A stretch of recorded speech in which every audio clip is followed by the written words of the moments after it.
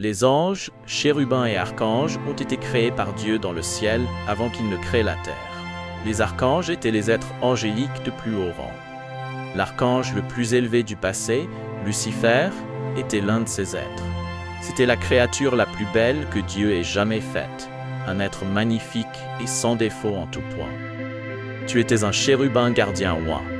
Je t'ai placé sur la montagne sainte de Dieu, au milieu des pierres de feu. Tu marchais, tu étais irréprochable dans tes voies depuis le jour où tu as été créé, jusqu'à ce que l'injustice soit trouvée en toi. Il était sans défaut dans tous les aspects et marchait sur des pierres de feu colorées. Le nom de Lucifer signifie « porteur de lumière », et c'est exactement ce qu'il était. Il portait la lumière et la gloire de Dieu, menait le culte céleste et apportait gloire, gratitude, honneur et louange au Créateur de toutes choses. Lucifer avait des bijoux et des pierres précieuses intégrées à lui qui reflétaient la lumière de la gloire de Dieu. Dieu décrit Lucifer en disant « Tu étais le sceau de la perfection, plein de sagesse et parfait en beauté. Tu étais dans Éden, le jardin de Dieu. Chaque pierre précieuse t'embellissait.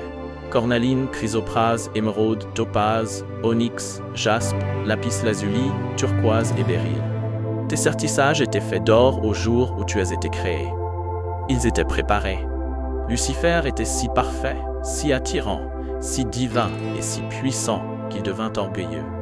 Ton cœur devint fier à cause de ta beauté et tu corrompis ta sagesse à cause de ta splendeur.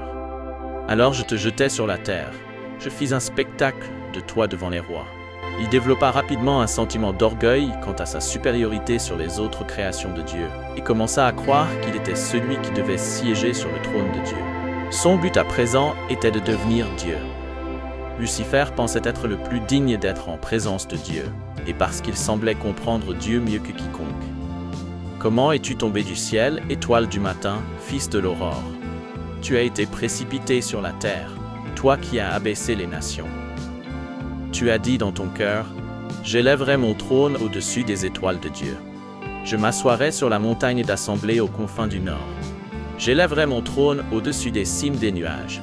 Je me ferai semblable au Très-Haut. » Lucifer ne veut pas seulement remplacer Dieu, mais aussi s'asseoir dans une position encore plus élevée.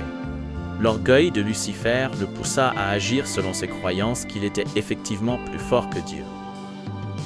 Lucifer est décrit comme parfait sous tous les aspects, mais il fut aveuglé par l'orgueil, ce qui l'amena aussi sur un chemin d'arrogance et commença à faire pression sur d'autres anges pour qu'ils lui obéissent.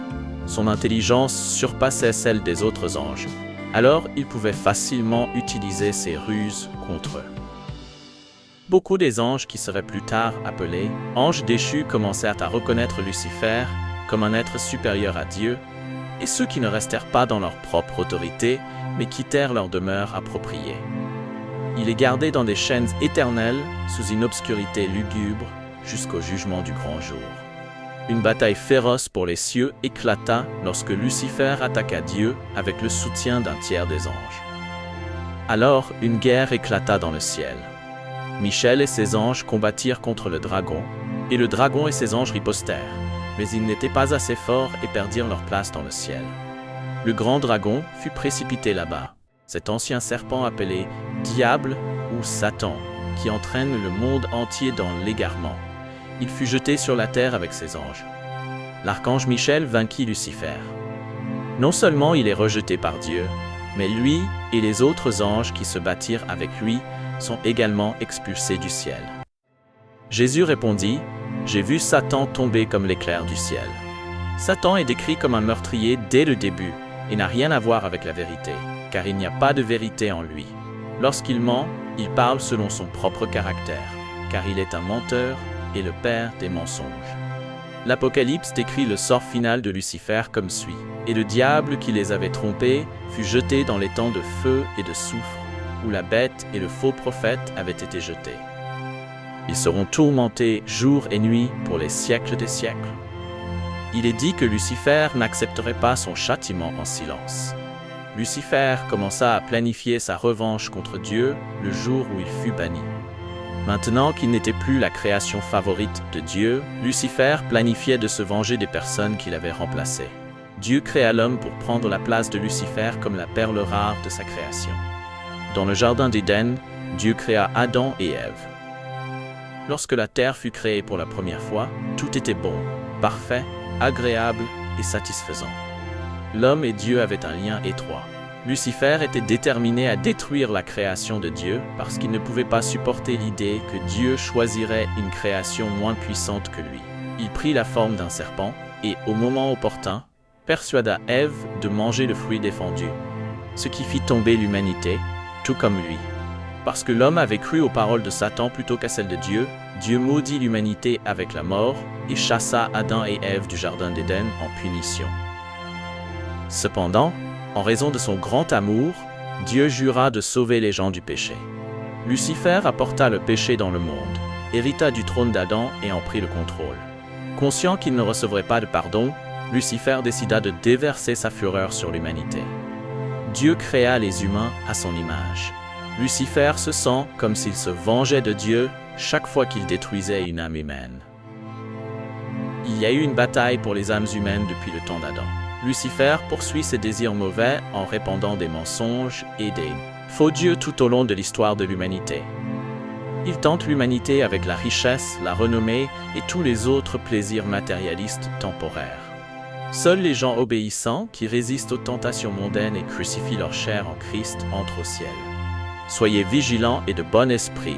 Votre ennemi, le diable, rôde autour de vous comme un lion rugissant, cherchant à dévorer quelqu'un.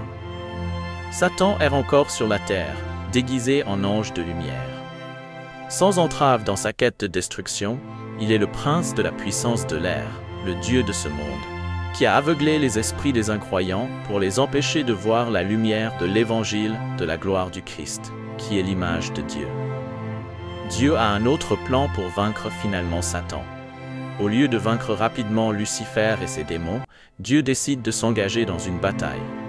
Il a donné à l'humanité les moyens de résister aux forces du péché et de la mort, mais il a également permis à Satan et à ses anges d'exister. En permettant à son Fils unique, Jésus-Christ, de mourir, il nous a fourni un moyen de rédemption. Lorsque les gens choisissent de suivre Christ et de croire à sa vérité plutôt qu'aux mensonges de Satan, Dieu est exalté et votre âme est sauvée. Des gens innombrables ont été libérés du péché et ont reçu la rédemption grâce à la mort de Christ, en mettant leur foi en lui. Nous vivons dans les derniers temps. Ce sont des temps difficiles pour nous, croyants, de vivre. Satan exercera une pression énorme. Endurez les tourments quotidiens et nocturnes. Tous les croyants feraient bien de se rappeler le sort de Lucifer et de fuir le diable. Abstenez-vous de laisser les possessions et les plaisirs mondains vous éloigner de Christ. Ce sont exactement les outils que Satan a décidé d'utiliser contre nous. Le destin du diable est fixé. Cherchez Dieu et assurez-vous de ne pas être envoyé dans l'éternité loin de Christ. Le Dieu de la paix écrasera bientôt Satan sous vos pieds. La grâce de notre Seigneur Jésus-Christ soit avec vous.